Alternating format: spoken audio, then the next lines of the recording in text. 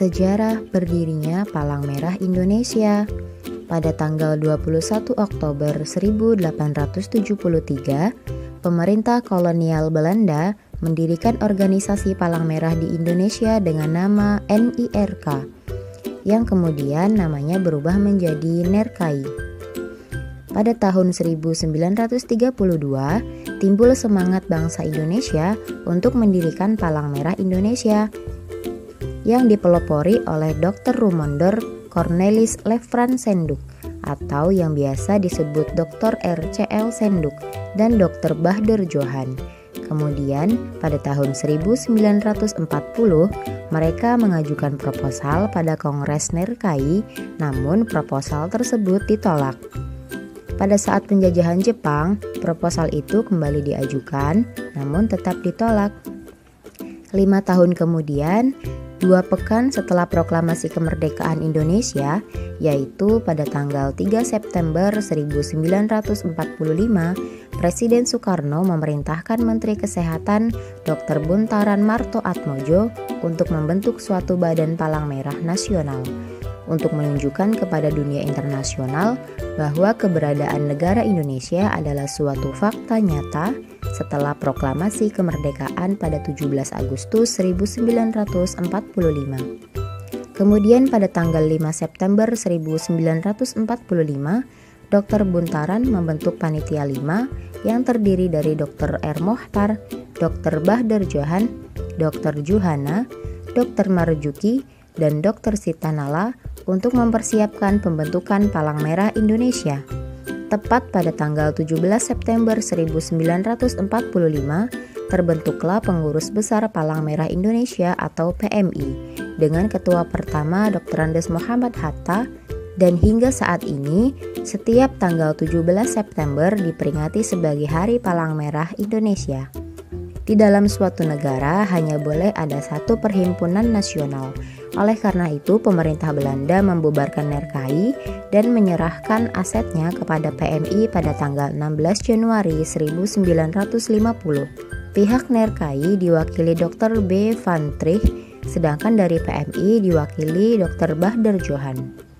PMI terus melakukan pemberian bantuan hingga akhirnya pemerintah Republik Indonesia Serikat mengeluarkan keputusan Presiden nomor 25 tanggal 16 Januari 1950 dan dikuatkan dengan keputusan Presiden nomor 246 tanggal 29 November 1963, pemerintah Indonesia mengakui keberadaan PMI. Adapun tugas utama PMI berdasarkan keputusan Presiden nomor 25 tahun 1950 dan keputusan Presiden nomor 246 tahun 1963 adalah untuk memberikan bantuan pertama pada korban bencana alam dan korban perang. Secara internasional, keberadaan PMI diakui oleh Komite Palang Merah Internasional atau ICRC pada 15 Juni 1950. Setelah itu, PMI diterima menjadi anggota Perhimpunan Nasional ke-68 oleh Liga Perhimpunan Palang Merah dan Bulan Sabit Merah. Liga ini sekarang disebut Federasi Internasional Perhimpunan Palang Merah dan Bulan Sabit Merah atau IFRC pada Oktober 1950. PMI adalah organisasi kemanusiaan yang berstatus badan hukum, diundangkan dengan Undang-Undang Nomor 1 Tahun 2018 tentang Kepalang Merahan guna menjalankan kegiatan Kepalang Merahan sesuai dengan Konvensi Jenewa tahun 1949 dengan tujuan untuk mencegah dan meringankan penderitaan dan melindungi korban tawanan perang dan bencana tanpa membedakan agama, bangsa, warna kulit, jenis kelamin, golongan, dan pandangan politik.